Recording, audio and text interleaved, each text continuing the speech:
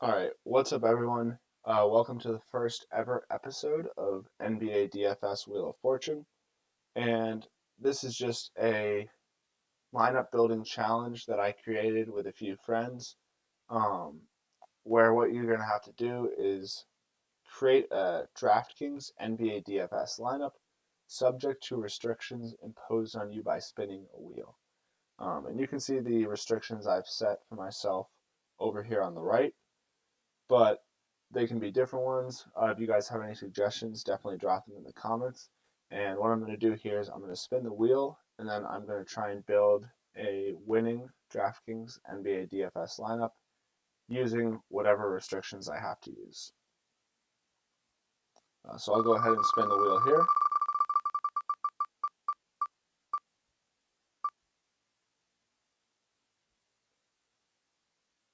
And the restriction is going to be 4 players from one team. So that's going to be tough.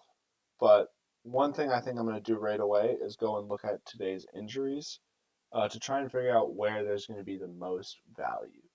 Because if I have to squeeze in 4 players from one team, which by the way, I don't know if is ever the optimal strategy. Maybe that one day where no one on Milwaukee played and there were 4 guys at the 3,000 price tag who were all good plays. But in general, I think 4 players from one team is a bit too many. But what I'm going to do is I'm going to try and find the most recent and impactful injury news and use that to find the team with the most value tonight. Um, and so you can see it's probably between the Pacers, the Hawks, or the Kings tonight. And I think I'm actually going to go with the Kings just because Fox actually did play the last game. Whereas Trae Young and Sabonis have kind of been out for a few games, so those prices have started to adjust upwards a bit. Um, but Fox, I think, has played every game for the past couple months, and he's obviously a player who commands an extremely high usage rate. We can come over here into our data sheet, and we can see that he has a usage rate of 30.9. So Fox being out tonight is going to open up a lot of value for some of the other Sacramento starters. Guys like Halliburton, guys like um, Buddy Hield, I think are going to be really strong plays. And what we can do here, put on a filter and actually just go to the Sacramento Players to look at who we've got tonight and who we might think could be a good play. And right off the bat, I know that Halliburton is going to be one of my locks because he's been playing good. He's been playing well recently. Um, I think coming off a 16-point game, maybe with a decent amount of assists as well. And with Fox being out, he's just going to turn into the primary ball handler on the team. Um, he's absolutely gonna play over 30 minutes, and I just really like him tonight, especially at 6.2K. His ownership is going to be pretty high, but if I'm going to have to fit 4 Sacramento guys into my lineup, ownership isn't necessarily my strongest concern.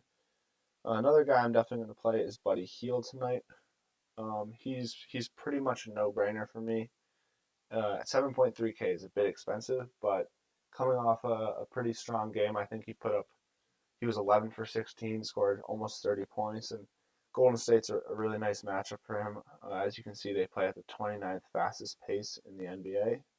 Um, so I think Sacramento is actually kind of a good team to pick for this because this should be a pace-up matchup where a lot of points are scored. The other 2 guys I'll grab, probably Harrison Barnes as the other play. The most expensive guy on here besides Fox, but coming off some really strong performances where he's I think gotten close to 40 DK points in a few games in a row now.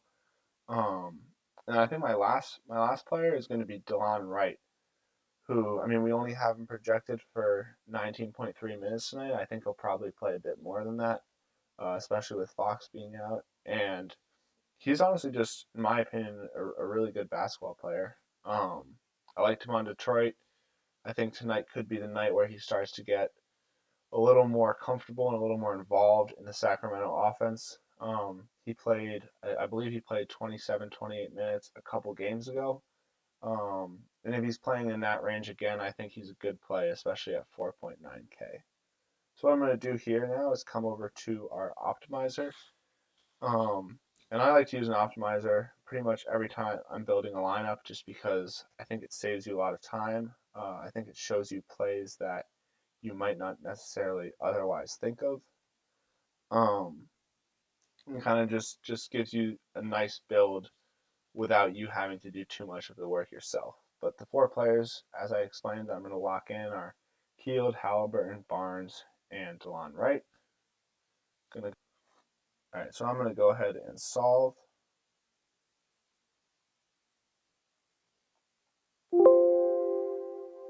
And you can see right here the optimal lineup that our optimizer is spitting out. So the players it filled in for us are Garland, Kelly Oubre, O'Shea Brissett, and Daniel Gafford. Um, and I definitely like some of those guys, but I'm probably going to make a few more changes before finalizing this lineup. Starting from the top, I'm a huge fan of Garland tonight. I think Sexton being out just makes him an even stronger play in a situation where he was already a really strong play. Washington, as good as they've been recently, has still not been great defensively. Um, and Sexton, I think we can come see his usage rate over here if we want, but his usage rate is probably close to 30. Where is he?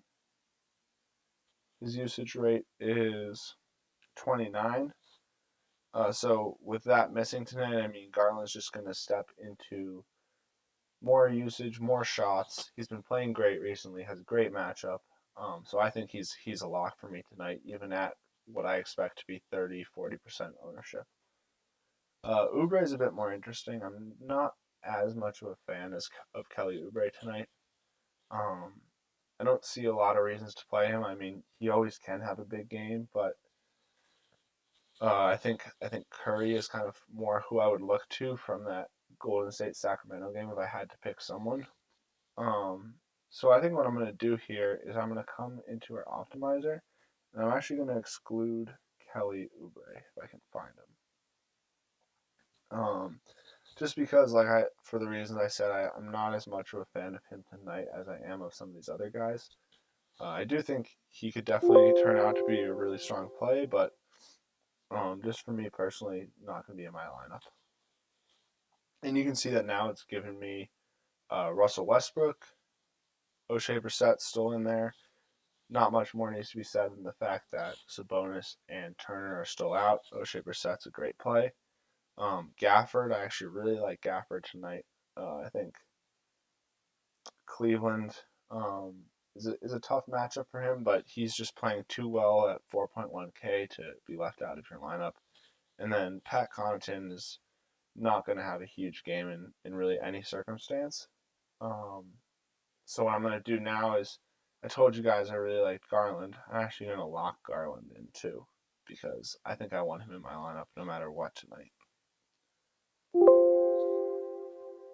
Oh, and you can see again, it's going to spit out another lineup. And this one, I think I'm starting to like the look of a lot more.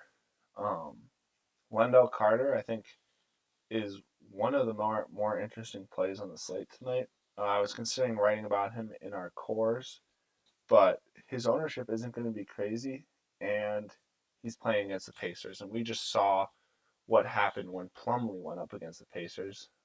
We wrote about him last night in our cores, and he exploded for over 50 DK points. And I think Carter is kind of in a similar position tonight. I mean, the Pacers just don't have anyone defensively who can come close to guarding the center position. And so I think Carter's a really strong look tonight in a game where he shouldn't have too much trouble grabbing 10 plus rebounds and putting up 10 plus points. Again, Heald, Halliburton, Barnes. And then the other guys that's filled in for me are Bertans, who has really started playing well lately. Had a 20-point game a few games ago, and I think is always the type of player you could throw into GPP lineups just because of the potential he has to get really, really hot and put up a huge game. So I'm going to keep him in there. Gafford, I just talked about, and then obviously Delon Wright. So this meets our criteria of 4 players from one team. I also think it's a pretty strong lineup tonight, and it's what I'm going to be going with for the first episode of our NBA DFS Wheel of Fortune video series. I hope you guys enjoyed. If you have any suggestions or ideas on other restrictions, feel free to reach out to us and let us know. But again, kind of just some creative ways to build NBA DFS lineups, get you thinking about how you can use our optimizer to your advantage. And yeah, I'll see you guys in the next one.